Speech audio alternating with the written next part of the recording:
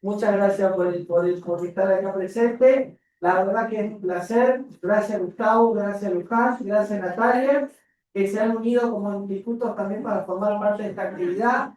Hace también el cariño que tengo también de venir cada vez que me convocan. Así que para mí un placer, lleno de gente invitada de todos los lugares, del jurado, de la defensoría, de todos los recursos que contamos acá en Berazategui, Quilmes, Varela, en todos lados, así que estoy más que feliz. Vamos a arrancar. Agradezco a toda la gente que está ahí sumándose virtualmente, así que para mí también está bueno poder presentar el libro acá en el Colegio de Abogados de Quilmes. El primer libro lo presenté en la Asociación de Abogados de Buenos Aires, después el segundo libro lo presenté en la Asociación Pablo Besón, luego lo presenté en un teatro, hice una obra de teatro y presenté un libro de años, y después presenté el libro en la UBA en el 2018, y quise presentar este libro, la primera presentación que quise hacer en el colegio, en este colegio, porque era el colegio que me abrió las puertas, las primeras puertas profesionales como ponente fueron en este colegio. Entonces, si iba a ser sí o sí, había que presentarlo acá. Y más el tema de medidas de protección. Sí, vamos pasando a uno. Ahí va. Ahí va. El primer libro fue en 2014. Yo venía de una experiencia pésima, dije, me quiero largar solo. Quiero solo escribir, cuando hice un esfuerzo. Quería sacar un libro con respecto al primer tema, buscar editor, así que Trento Fronza me dio el teléfono de Eduardo, así que imagínense, 2014, y Eduardo me miró como diciendo, bueno, listo, hacer la fila y veremos cuando lo publicamos, pero no, me dio toda la confianza y sacamos el primer libro en la Argentina específico de medidas cautelares en violencia familiar. Había cosas interesantes de Kemanovich, había cosas muy interesantes de Silvia Guanón, había cosas interesantes también de otros autores y autoras, pero no había un libro específico de medidas cautelares en temática de violencia familiar. Un libro que fue claramente un libro para explorar el tema, no fue un libro que trataba de profundizar, porque en ese momento, 2014, la jurisprudencia no era tan cuantiosa o no era tan jugosa como en el 2025 o hace 5 años atrás. O sea que fue un desafío hacer un libro de medidas cautelares en violencia familiar. 2019, 5 años más tarde, saco un libro de actualidad de medidas de protección de violencia familiar. Un libro que no lo compró ni el loro, porque encima después vino la pandemia y no tuve posibilidad de promocionarlo. Entonces me quería matar. Lo tiene Silvina y dos demás.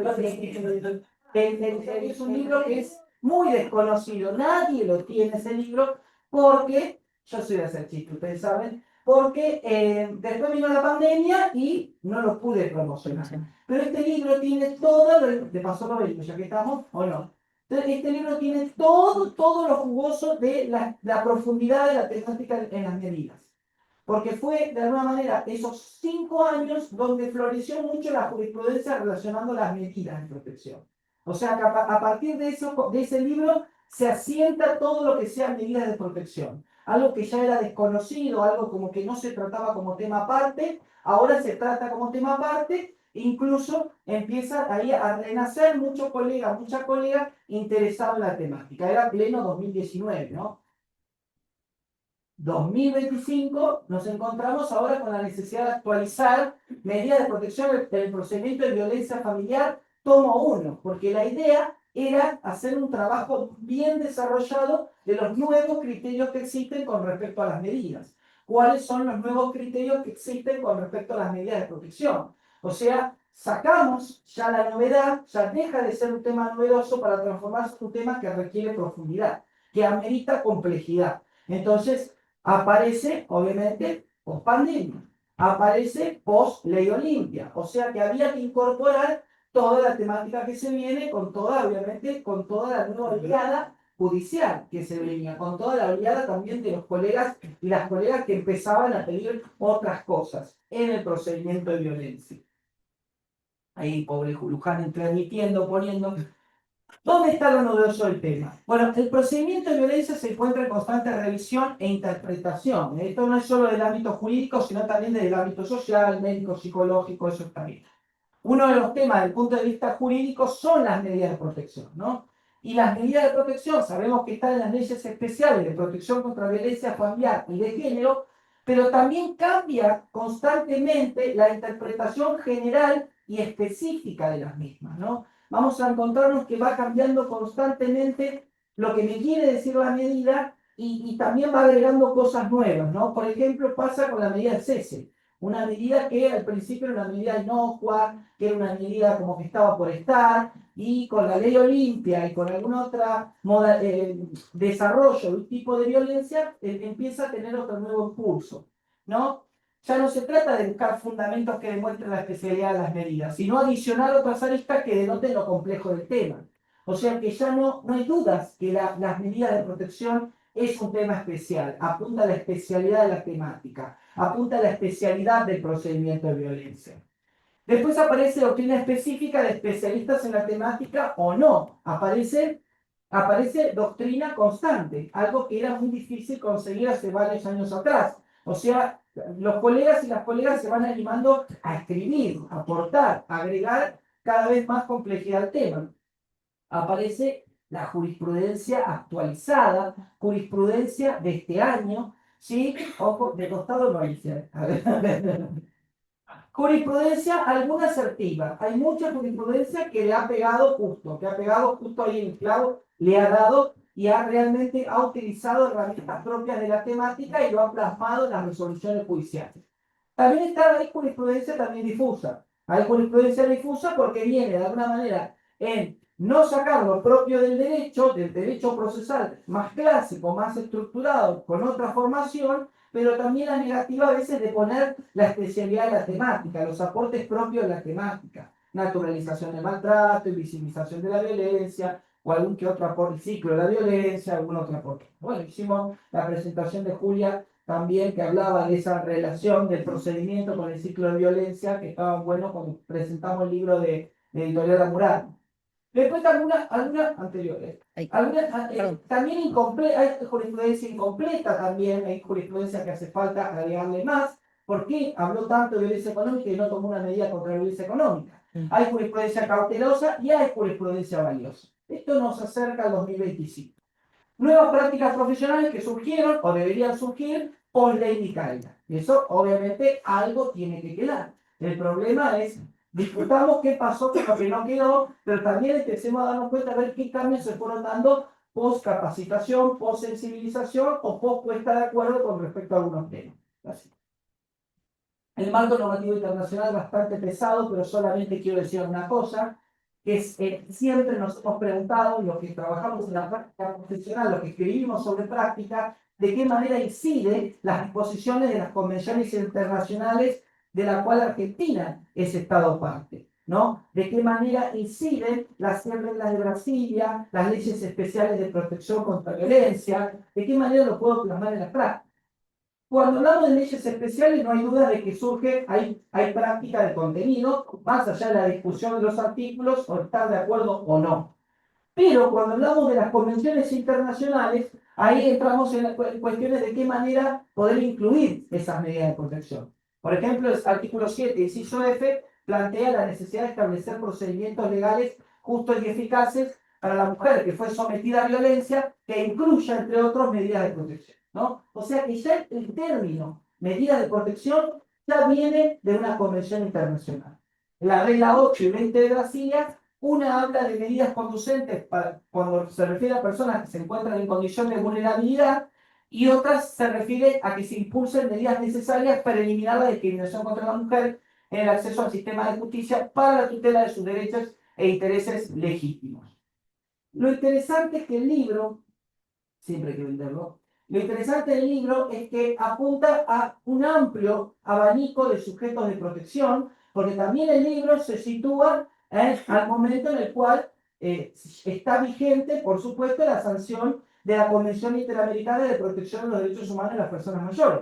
O sea que viene de alguna manera trayendo y recibiendo también lo que surge de las disposiciones de las convenciones internacionales. Entonces ahí se presenta el tema de utilizar las disposiciones como la Convención sobre los Derechos del Niño, la Convención Internacional de los Derechos de las Personas con Discapacidad. Utilizar las convenciones también en el procedimiento. Eso nos presenta actualmente también un desafío. ¿Cómo hacemos para usar el contenido de las convenciones en el procedimiento de violencia familiar que se nos plantea día a día? La aparición de otras convenciones internacionales recientes, como la que les comentaba recién, cuando hablamos de personas mayores. donde sabemos que esas convenciones generalmente no tienen contenido práctico, no tienen derecho procesal incluido, pero podemos utilizar en la base, en el fondo del asunto, para poder fundamentar y pedir las medidas que se puedan tomar con respecto a ello. Los profesionales y las profesionales del derecho debemos conocer el marco normativo nacional e internacional existente con respecto al tema. Este soporte legal permite realizar peticiones, fundarlas y que las mismas tengan el cauce procesal suficiente. Sabemos que la ley de provincia a la que siempre llamamos 12.569 sigue plenamente vigente. También ha sido modificada, tuvo un agregado con la 14.509, pero la ley de violencia familiar de provincia de Buenos Aires, ahora con sus modificaciones, sigue vigente. No podemos decir que no. ¿Sí? La otra, la ley 26.485, que aparece en marzo de 2009, me remite que cada provincia pueda sancionar su propia norma. Y sabemos que provincia de Buenos Aires lo ha hecho con la 14.509, ¿no? Eso es claro. Y el decreto que la reglamenta a la 26.485 es el 1011 del 2010. Así que bueno, gracias a la gente que virtualmente a poco se van sumando. Vamos a aumentando el rating. La anterior sí, perdón. Y aparece lo último algo que por supuesto tiene sus virtudes y también he escuchado algunas críticas, ¿no? Medio como entre dos voces las críticas, pero yo lo veo como una virtud, la aparición de las guías de la Corte Suprema de Justicia de la Provincia de Buenos Aires de marzo del 2024, que si bien las guías hablan de práctica, de buenas prácticas, o de juzgar con perspectiva de género, o el tema de personas mayores, o personas que tienen una discapacidad, las guías pueden de alguna manera servir como insumos para utilizar en el procedimiento de violencia. No quiere decir que las guías sean solamente para el procedimiento de violencia, sino que podemos hacer uso de aquellas guías para poder también utilizarlo como marco práctico, ¿no? Por ejemplo, cuando hablan de la guía de buenas prácticas con respecto a personas mayores, hay una parte que habla de la figura del acompañante de la persona mayor en una situación que se encuentra vulnerable y demás. O sea que es muy parecida a la figura del acompañante del artículo 25 de la 26.486. Ahora sí. El artículo 26 de la 26.485 es muy interesante porque plantea que el juez o jueza en cualquier etapa del procedimiento puede tomar medidas, ¿no? Plantea el concepto de medidas preventivas urgentes, que van a ser consecuencia de los tipos y modalidades. O sea que eso tiene relación también que la consecuencia va a ser,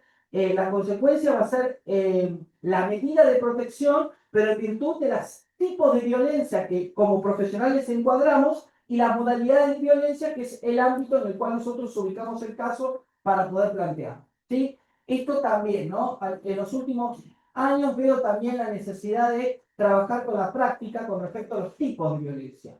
El tipo de violencia que era un concepto puramente, parecía teórico, un concepto un poco tosco, los conceptos difíciles de trasladar a la práctica. Cuando hablamos de preventiva, no significa que la medida, que algo nunca pasó, como que, sino al contrario, se toman estas medidas para evitar que vuelva a pasar o que se incremente la situación, ¿sí? Y cuando se habla, bueno, las leyes de adhesión, en los últimos años les cuento, a partir de marzo de 2009, cuando se sanciona la 26.485 y cada provincia se fue adhiriendo a la norma, las provincias le tomaron diferentes decisiones.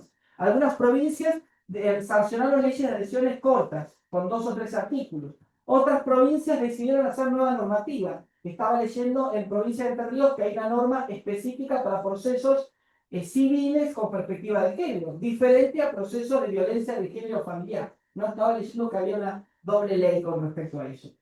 Y en algunas provincias decidieron sacar sus propios códigos procesales de niñez, familia y adolescencia.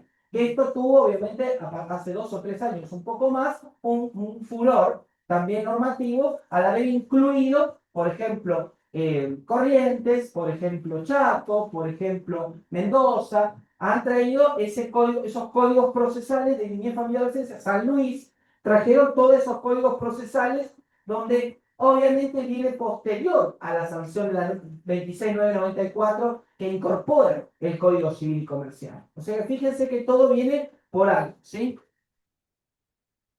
¿Leyes de adhesión, ya está?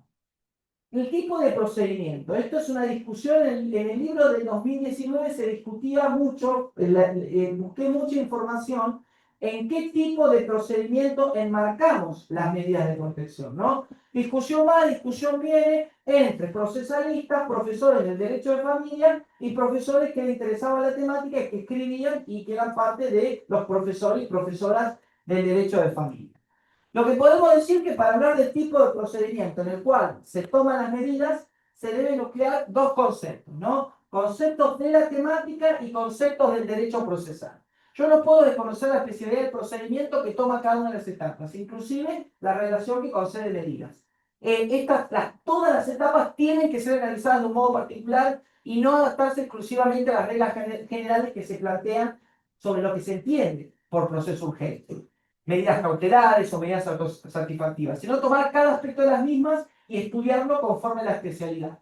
Hoy en día, las medidas de protección en el procedimiento de violencia no son inauditamente como todas las medidas por una cuestión de que no se le da el traslado por una cuestión general, sino que hay un ámbito protector, hay una finalidad protectora que también está incluida en ese concepto, ese no traslado cuando hablamos de medidas de protección. Para dar un ejemplo específico, se habla de procedimientos no solo en razón de la brevedad de las etapas, sino la necesidad de poner un freno inmediato a la violencia, acortando plazos y posponiendo defensa. Esto no significa desechar conceptos de derecho procesal, sino adaptarlos a la situación particular que se presenta para una utilidad procesal y sustancial. La de resguardar los derechos procesales de las personas que se encuentran atravesando esta situación y en este contexto. Esto es medio técnico porque en el libro explica cada una de las posturas de los autores y autoras que fueron hablando del tema y relaciona qué de esas posturas se va adhiriendo a la especialidad de la temática. Era difícil también conciliar, porque obviamente cuando uno lee un autor, lee también del autor qué tipo de derecho se va formando, qué tipo de... Si uno lee Gossaini, sabe que es derecho procesal. Si uno lee Marisa Herrera, va al derecho a la familia. O sea que uno va viendo también de qué manera va abordando el tema, ¿no? Tal vez planteando algunos interrogantes podemos desandar la postura referida. ¿El concepto de urgencia del tipo de proceso urgente es el mismo en todos los supuestos? ¿Esta urgencia no se relaciona con lo que se intenta proteger o con lo que podría suceder? ¿Es lo mismo el término cautelar en general que para este procedimiento? ¿Es lo mismo hablar de lo autosatisfactivo para cualquier proceso que en este? ¿Es lo mismo una medida autosatisfactiva que se toma en cualquier proceso que en este? Si solo buscamos fundamentos procesales para explicar el tipo de procedimiento en el cual se van a resolver estas medidas, vamos a incurrir en formalismos desconociendo los aportes que dio el derecho y otras disciplinas, ¿sí? Yo me apoyé para escribir esto en esta bibliografía. ¿Ven? Acá hay procesalistas, hay profesores más clásicos y hay, bueno, autores también muy conocidos, Luto, Jauregui, Kemmermacher de Carlucci, Graciela Medina, cómo fueron hablando sobre el tema, ¿sí? Para poder desarrollar eso. También con el concepto de denuncia hay algo que fue cambiando en los años. No sé si fue cambiando, pero sí se fue visibilizando más. La denuncia, más allá de un acto jurídico que implica poner en conocimiento público situaciones de violencia de cualquier tipo, a los fines de que el juez o la jueza resuelva medidas, también la denuncia se convierte en la posibilidad de hacer derivaciones, ¿sí? O sea que las medidas, también dentro de esas medidas, va acompañado de diferentes derivaciones a recursos institucionales que corresponden al lugar donde se resuelve. O sea que más allá de que es importante que la resolución interlocutoria tenga medidas, cuando uno denuncia, la denuncia en sí trata de alguna manera de poder derivar a diferentes recursos institucionales, ¿no? En los últimos años veo también la importancia de las derivaciones, a dónde fue y por qué lo mandó ahí. Y ahí están las discusiones que uno puede tener. ¿Por qué la jueza lo mandó a ese lugar? ¿Con qué finalidad? ¿Qué tomó ella de la denuncia para poder resolver y derivarlo a ese lugar? ¿Por qué lo mandó a este lugar? Bueno, en este caso, si voy a ese lugar, le voy a decir, la jueza me mandó a usted porque la resolución dice que tiene una derivación a un servicio local, tiene derivación a un CIFAP, o sea que ahí lo mandaron. Por eso la derivación tiene importancia también como una medida de protección. Y también algo que trajo los códigos procesales de niñez, familia y adolescencia, y es un tema, obviamente es el tema que se habla muchísimo, el lenguaje claro en las resoluciones, ¿no? El lenguaje claro en los procesos y procedimientos es un tema vigente para poder acercar la justicia a los justiciables, específicamente para que ellos puedan comprender estos actos que hacen al goce y al ejercicio de sus derechos.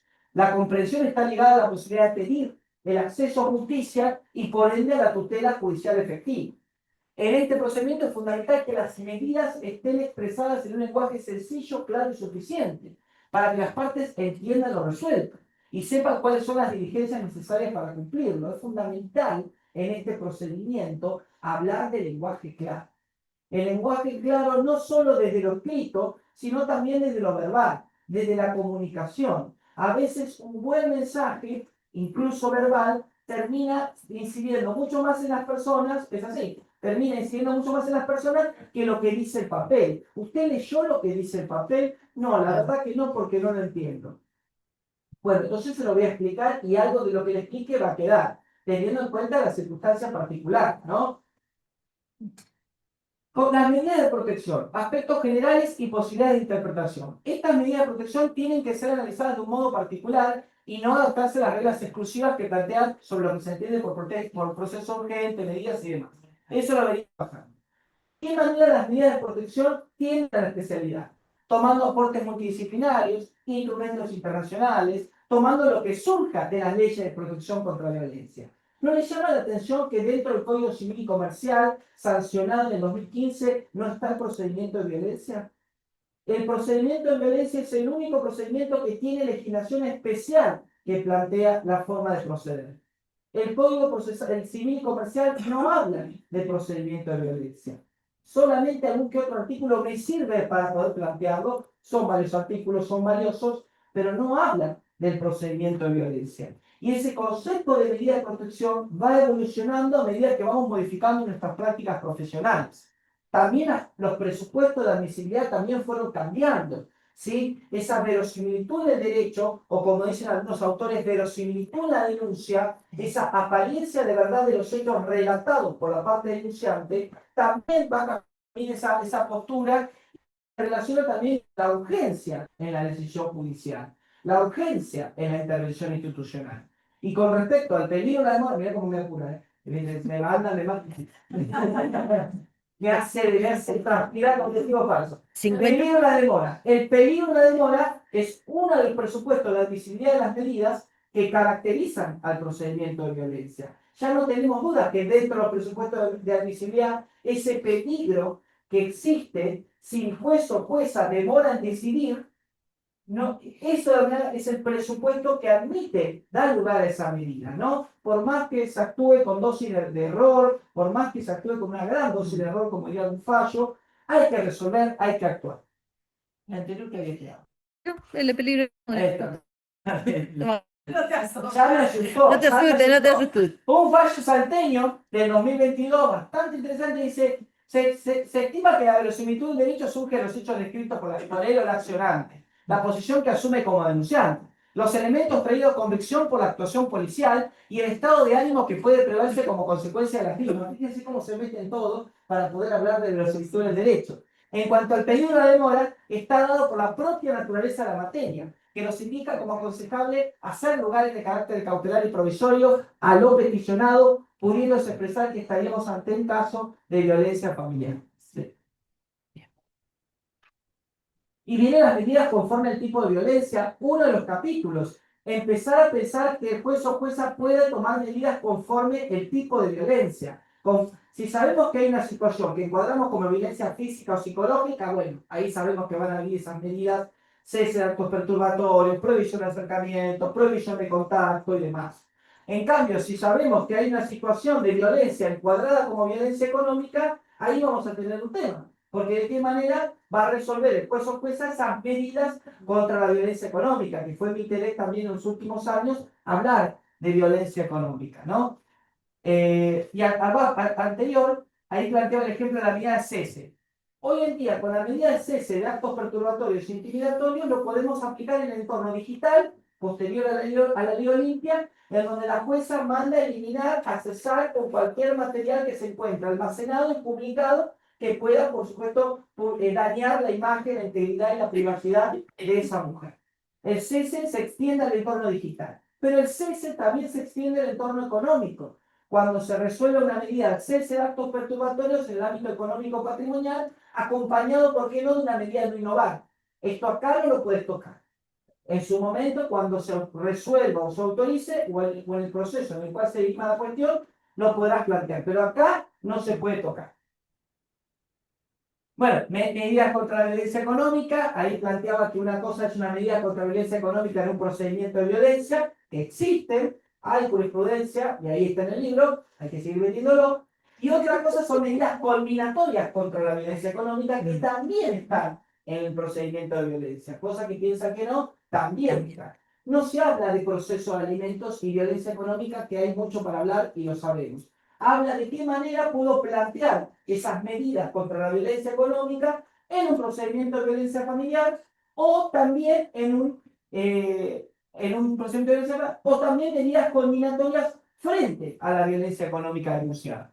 Después está algo que se habla también en el último año, medidas contra la violencia digital. La violencia digital como modalidad de violencia. Los jueces y juezas están empezando a reestudiar ese tema y tomar medidas específicas se lo manda a borrar todo material, a prohibir, se prohíbe la divulgación de imágenes o videos que habían sido publicados en su momento sin el consentimiento de la actora. O sea que empezamos a encontrar, incluso en provincia de Buenos Aires, hay cosas del juzgado de paz de Hurlingham, hay cosas de Morón, hay algunas que otras cosas en Necochea, hay cosas en otras provincias sobre medidas contra la violencia digital. Ese es el tema que se viene.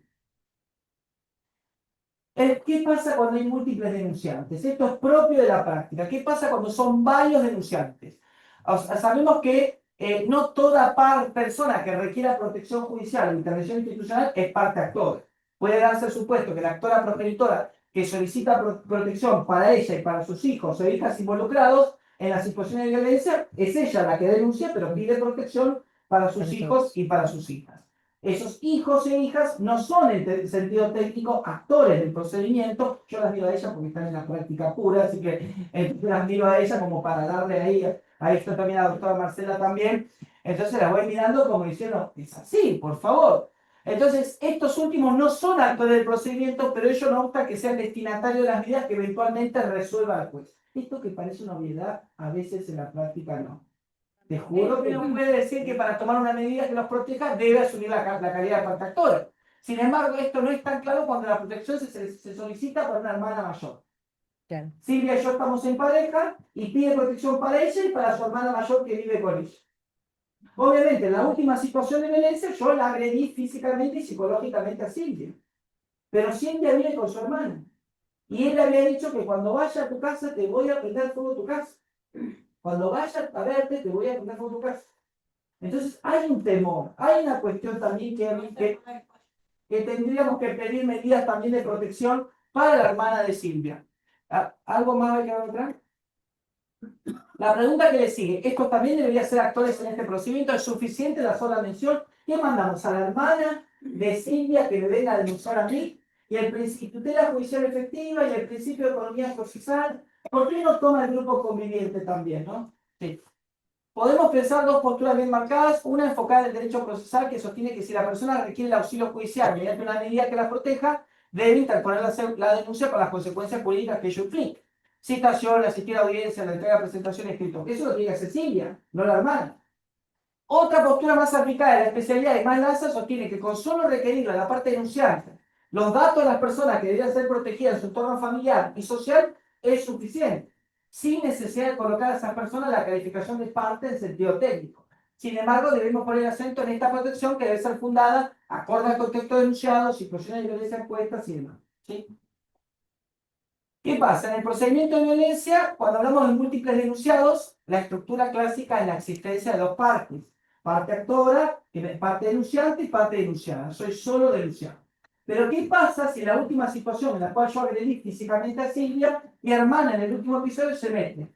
Se mete también ella intimidando, agregando cosas, agrediendo verbalmente, incluso amenazando. Ahí vienen las preguntas que surgen del libro, ¿no? ¿Qué pasa cuando hay multiplicidad de denunciados?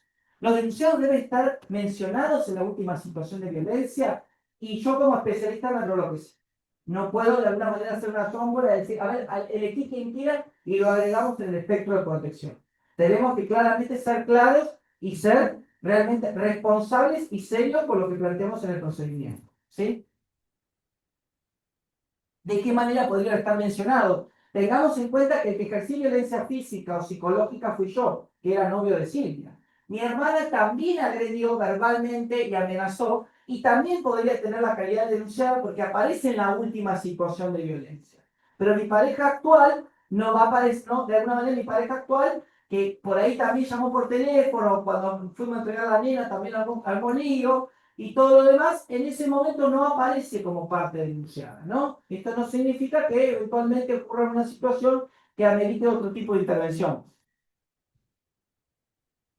¿Es necesario que los denunciados convivan con la parte actora? Esto ya no hay duda, ya no es necesario la convivencia, no es necesario que acá por más que seamos exparejas, excónyuges, exnovios, esto habilita el procedimiento de violencia familiar igual. O sea, yo soy legitimado pasivo igual y ella es legitimada activa igual. Esto no pasa por un tema de convivencia. ¿Es necesario que los denunciados sean familiares de la parte actora? Para nada, porque Luján, que es mi hermana, no es familiar de ella. Nosotros estábamos en pareja, y era, no es que la cuñada, viste que está de moda, se ponen de novio mi suegra se pone de novia hace 3 meses, mi suegra. Bueno, Luján no tiene nada que ver con Silvia, ella se metió para defender a su hermano, porque el hermano es un santo, imagínate con este saco verde, un santo.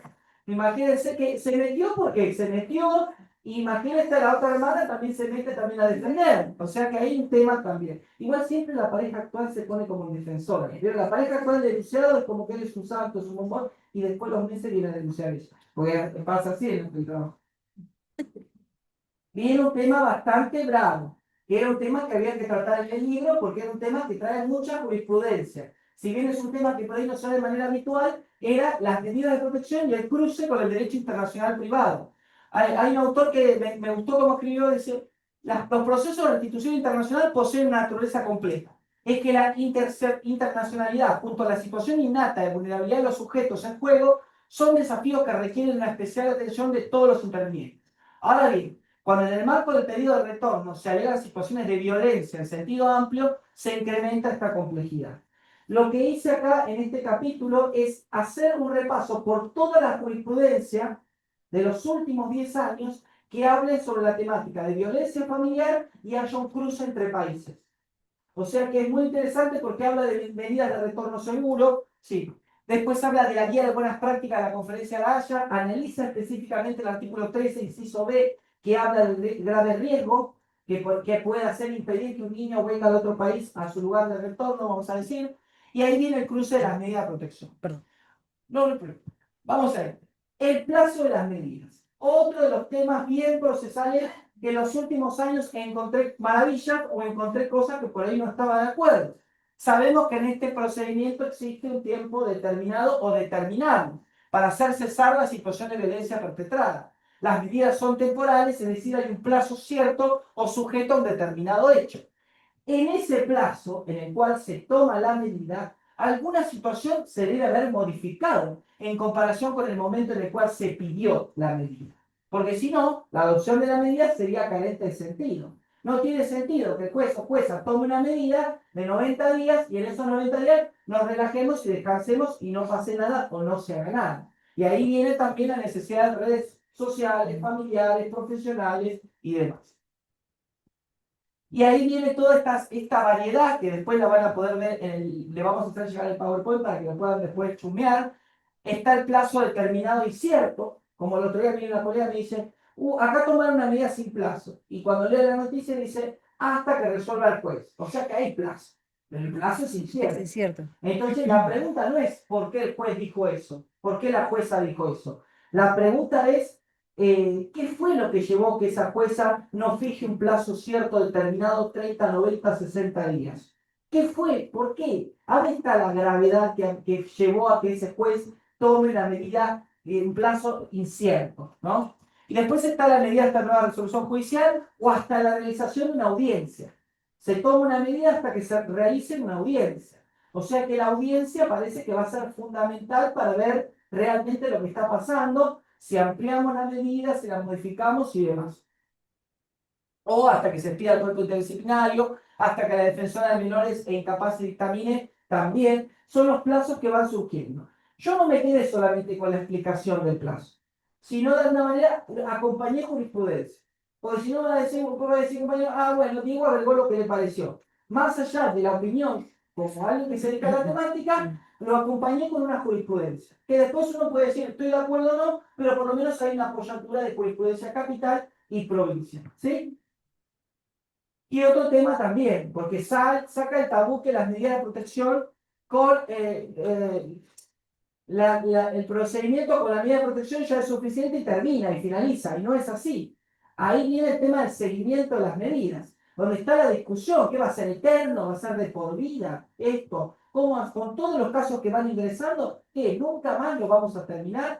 No es la idea. Obviamente la idea no es eternizar un procedimiento de violencia. La idea es verificar que no existan situaciones de violencia o que no haya un riesgo que amerite la vigencia de una medida, ¿sí? Ahí el tema del seguimiento el capítulo de seguimiento es muy interesante porque trae jurisprudencia a la Pampa, el general Pico, en donde se discute, porque la justicia le manda, encomienda a alguien que se haga cargo del seguimiento, y ellos mismos que se le encomiendan dicen, no, yo no tengo el aparataje para hacer un seguimiento, usted, señor juez, es el encargado de hacer el seguimiento. Y ahí se va la discusión con respecto a la jurisprudencia, y hay 2 o 3 fallos, general Pico en la Pampa, que sustento para poder explicar un poco el tema de los seguimientos. También, para explicar el capítulo de seguimiento, elegí varios artículos de la 26485, donde claramente dice de qué manera seguir las medidas, ¿no? Por ejemplo, el artículo 34, artículo 28 de la 26485. Y viene un tema que me hablaron unas colegas catamarqueñas, la doctora Elisa Alzaras y la doctora Cecilia Navarro Santana, ¿qué pasa con el riesgo de la medida? La medida es para evitar de que algo ocurra. Pero ¿qué pasa cuando la medida en sí, que es notificada en tiempo y forma, puede generar otro riesgo por parte del denunciado? Un riesgo que es mayor y necesita extremar otros recaudos, otras diligencias para proteger la integridad de esa persona denunciante, ¿no? Y ahí se van delimitando los diferentes riesgos. Bueno, este tema se relaciona con la información previa que tiene la autoridad judicial y el equipo interdisciplinario para resolver o sugerir medidas, ¿no? ¿Por qué no se informó que existía un arma? ¿Por qué no se informó que en uno de los episodios exhibió el arma? O la amenaza estuvo acompañado de esa arma. Y esto claramente incrementa el riesgo y necesita de otras medidas, ¿no? Con la consecuencia de que esas medidas pueden ser o poco efectivas o inocuas. Y son medidas que no sirven para nada porque realmente no protegen. ¿Por qué no dijiste esto? ¿Por qué no planteaste esta situación? Y viene el trabajo interdisciplinario y la relación con las medidas. Es imposible no hacer un capítulo de qué manera se mete la interdisciplina en las medidas de protección, ¿no? Desde el punto de vista de la confección de los informes multidisciplinarios de forma interdisciplinaria, ¿no? De qué manera se trabaja, ¿no? Cómo plasmamos ese trabajo en diferentes etapas del procedimiento, en la etapa previa a la denuncia, en la etapa de admisión, cuando se asesoran, muchas veces, o cuando el centro de atención asesora o da una contención. También la interdisciplina en la etapa de denuncia, donde muchas veces he visto que la denuncia acompaña un informe interdisciplinario previo a la toma de la medida. Y la interdisciplina en la etapa de seguimiento de las medidas, por ejemplo, cuando la trabajadora social hace una entrevista, obviamente por sugerencia de la autoridad, por sugerencia de su compañera del equipo, o también con la anuencia de la autoridad judicial, por supuesto, que es la persona que va a decir, bueno, sí, es necesario hacer un seguimiento de las medidas, llamar a ver qué pasa, sí, pero ya quiero que me dejen de llamar, estoy cansada, yo hice la denuncia hace 5 meses, ya está todo bien, no importa, tengo que ver que está todo bien, necesito una audiencia con usted para que me cuente cómo están las cosas, si es necesario renovar esas medidas o no es necesario, si pide levantamiento de las medidas, cómo actuamos frente a esto. Y viene el tema prórroga, ampliación de medidas también, ¿no? El tema de las prórrogas que tiene ese gran problema, ese gran dilema. ¿La prórroga la fundamentamos o no? Y muchos van a decir, no hace falta. Digo, yo la prórroga la doy de manera automática. Y eso estoy de acuerdo. La prórroga tiene que estar fundada. Empecemos a preguntar con cuáles son los fundamentos que toman en cuenta el juez o la jueza para prorrogar las medidas. Pero insisto, Si yo planteé hace unos minutos que no podemos eternizar el procedimiento, sería incoherente que yo diga estoy a favor de la prórroga, de la prórroga, de la prórroga, sin verificar la existencia de un riesgo, sin verificar la necesidad de que existan medidas de protección. Como el tema de la ampliación. Cuando hablamos de ampliación de medidas, porque significa que algo se denunció, algo nuevo, que lleva a que la medida se amplíe, se extienda la medida a uno de los sujetos de protección del grupo familiar. Ahí está lo que planteó avanzamos. Dentro de las medidas específicas, ese cese de actos perturbatorios, planteamos, bueno, uno de los fallos que planteaba lo que decía la extensión a la ley Olimpia, fue un fallo antes de la sanción de la ley Olimpia, un fallo de la Cámara Nacional Civil Sala M. Ya en ese fallo, que fue bastante señero, porque fue previo a la ley Olimpia, plantea la orden al denunciado de eliminar todos los dispositivos, los videos que contengan material íntimo del denunciante, bajo pena de imponer una multa de 1.000.000 de pesos, ¿no? Después están las discusiones, cómo verifico que el tipo incumplió la medida, cómo verifico que el tipo no tenga nada de ese material íntimo sin consentimiento por parte de la actora, pero incluso esto de alguna manera hizo punta por algún fallo incluso de la matanza, de la jueza Maiterral y algún que otro más, hizo punta también para después lo que vino la vía jurisprudencial post Ley Olimpia, que el libro tiene eso, los fallos previos a la Ley Olimpia, capital y provincia, los fallos post Ley Olimpia, mirá cómo lo vendo, no me puedo quejar. Eduardo, Patricia lo vendía a full. Y los fallos, los primeros fallos que salieron a los días de la Ley Olimpia, usando la Ley Olimpia. Hay fallos de Córdoba, hay fallos de San Luis. O sea que es muy interesante también. Bueno, hace poco fui a San Luis y hablé con ese juez, el doctor Orozco, que sacó uno de los primeros fallos utilizando la Ley Olimpia, que estamos hablando a los días. ¿Sí? Bueno, la prohibición de acercamiento, algo que dice, yo ya lo sé de taquito, Diego, no hace falta que no hace falta que lo explique, dejar de currar con todo el procedimiento. Empiezan a ampliarse los temas. La medida como freno a la escalada de violencia, múltiples denunciados. O sea, lo que hice es, anteriormente expliqué los múltiples denunciados y las opiniones, y después busqué jurisprudencia donde hay múltiples denunciados y cómo el juez o jueza actuó frente a esos casos. ¿No? ¿Cómo tomó la prohibición de acercamiento a cada uno de esos denunciados? Perdón. Múltiples denunciados en el supuesto de personas mayores en situación de violencia. Después, enunciado menor de edad. ¿Qué pasa con las medidas y el enunciado menor de edad? ¿Qué pasa con la prohibición de acercamiento con instrucciones precisas? Cuando el juez o jueza pule demasiado la resolución, da instrucciones muy precisas, y la medida con intimación a capacitación, que es algo que sale también de los últimos 2 o 3 años. No solo te tomo la medida, sino que obligo a capacitar al profesional o la profesional, porque hay algo que realmente salió claramente no adecuado, no claro y sin ningún tipo de perspectiva ni protección con respecto a la estrategia de ese abogado o abogada.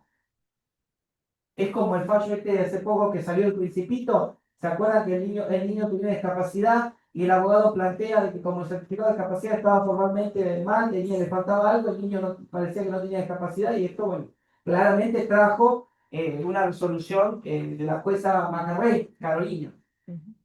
Bueno, prohibición de acercamiento, choque de paradigma. ¿Cuándo pasa cuando el denunciado es una persona mayor? O el denunciado es una persona que tiene una discapacidad.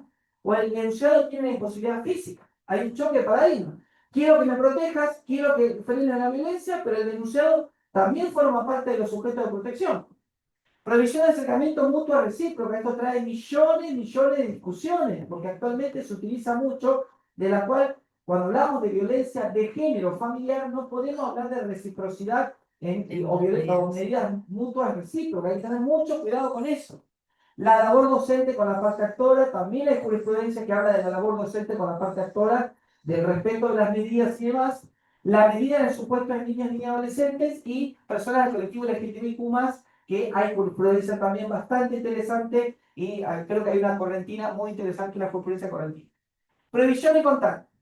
Sabemos que no hay una distancia física, sino psicológica.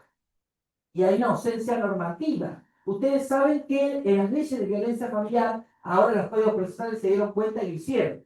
Pero si ustedes buscan las leyes de violencia familiar de cada provincia de nuestro país, no van a encontrar nunca la medida de prohibición de contacto, sí la medida de prohibición de acercamiento. Esto ya lo venimos trabajando hace mucho. pero los códigos procesales empezaron a hablar de medidas de prohibición de contacto, porque se dieron cuenta que era necesario la distancia psicológica. Después se habla, bueno, la recepción doctrinaria del tema, la recepción judicial, los jueces y juezas toman este tipo de medidas, la incorporación de la medida en torno al contexto social y la aparición de las nuevas tecnologías, porque esa prohibición de contacto que se toma hace muchos años, con la ley Olimpia, tiene otra fuerza, tiene otro impulso, ¿no? Esa prohibición de contacto antes era no enviar cartas visivas, no enviar esto. Acá se habla mucho más de la posibilidad tecnológica amplia, ¿no? Cualquier tecnología que pueda crearse y comprender también la gravedad de esta situación. Y voy a terminar, así nos vamos a tomar café, agradecer a la gente que está ahí virtual. La idea era presentar el libro, pero con contenido, porque uno cuando ve la presentación del libro a veces como que le falta el contenido. Yo quería contarles un poco el contenido del libro. En tiempo de cambio, es la frase que uso siempre, como todos ustedes van a estar abiertos al aprendizaje, mientras que aquellos que quieren saberlo todo estarán bien equipados para un mundo que ya no existe. Muchas gracias. ¿Tengo preguntas? ¿Preguntas? ¿Preguntas del libro? A ver. El libro está a precio promocional, ¿eh? Así que aprovechen, porque si no después no quiero yo. Sí, por favor. De un caso que nosotros ayer en el grupo y que, bueno, creo que lo leí en cuenta, sobre una madre que tiene el violento, es el hijo que es menor de edad, Sí. junto con la novia del hijo. Sí, sí. Primero la disyuntiva de tener que denunciar al hijo que es menor. Sí. Y segundo, vamos a poner que denuncia al hijo que es menor. ¿Lo sacan al hijo del menor a dónde? Porque si lo excluyen del hogar para evitar esa violencia, ¿a dónde? Porque Sí. es menor de edad. Sí, hay dos o tres parámetros a tener en cuenta. Primero, la violencia no se justifica por más que venga de parte del hijo de adolescente de 17 años. Anoten. Por más que tenga 17 años y sea menor, no puede de alguna manera ejercer violencia física, psicológica de ningún tipo. Ese es el primer parámetro. Segundo, ¿se puede denunciar? Sí, porque yo he tomado denuncias menores de edad. ¿Se puede tomar medidas de protección? Sí. Las estrategias, una vez que se toman las medidas, van a ser de otra manera, porque obviamente estamos hablando de que no es excluir al adolescente del lugar, sino tomar algún tipo de recaudos o algún tipo de medida específica, como el caso lo amerita, ¿no? Por ejemplo, no sé, 16 años y se plantea que se puede quedar esos 30 o 60 días en la casa de la tía, bueno, también hablar con la tía, ponerla como guardadora, hacer una interpretación de esa medida de guarda, porque esa medida de guarda va para un niño o niña en contexto de violencia, no como denunciado, pero, insisto, no hacer nada o no habilitar el procedimiento es de alguna manera, es darle al procedimiento una actitud totalmente contrincante cuando el procedimiento siempre tiene una actitud protectora.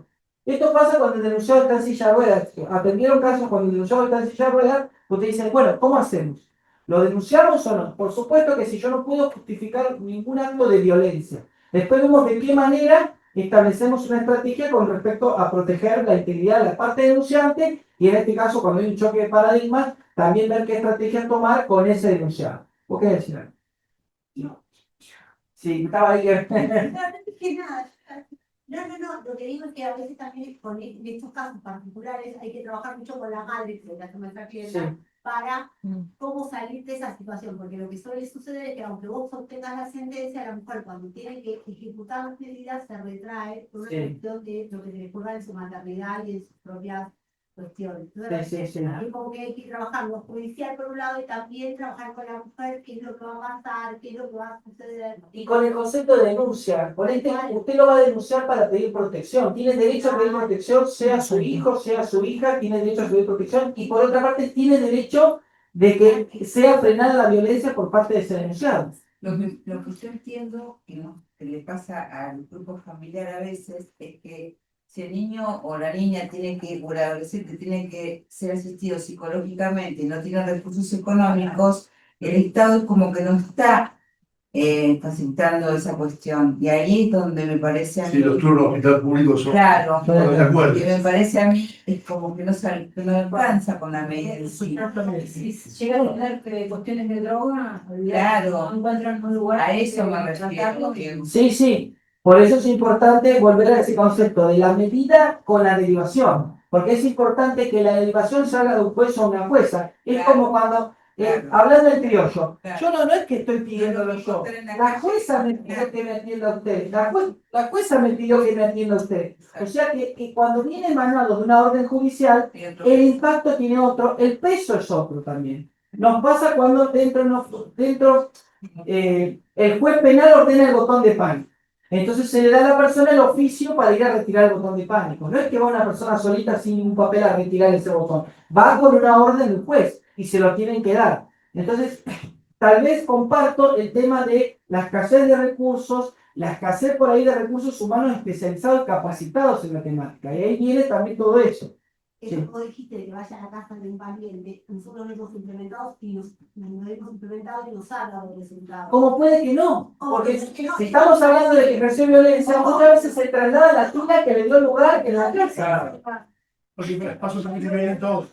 Efectivamente, pero bueno, suele ser como a veces para bajar el nivel de violencia, Sí. puede ser una estrategia momentánea. Sí, no sí, sí. momentánea. No, hay un fallo de la PAMA muy interesante que un adolescente era maltratado por sus padres y solicita al propio adolescente que la jueza designe guardadora a una tía. Muchas gracias a todos, que tengan excelente tarde y a quienes